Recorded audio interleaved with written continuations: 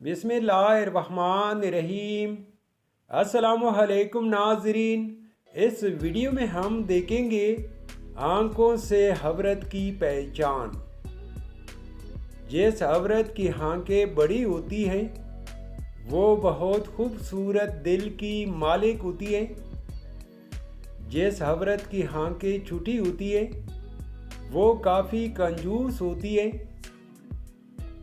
जिस हवरत की आंखें काली होती हैं वो खुश इखलाक होती हैं। जिस हवरत की आंखें काली, सियाह और चमकदार होती हैं वो बहुत रोशन ख्याल होती हैं। जिस हवरत की आंखें बुरी हो वो बहुत तेज होती हैं।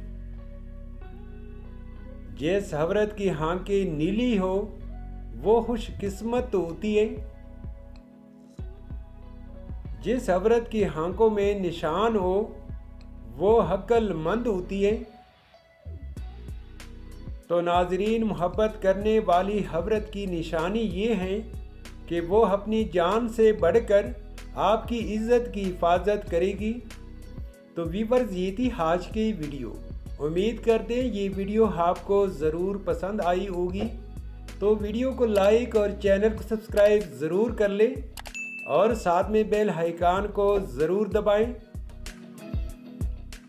Thanks for watching my YouTube channel.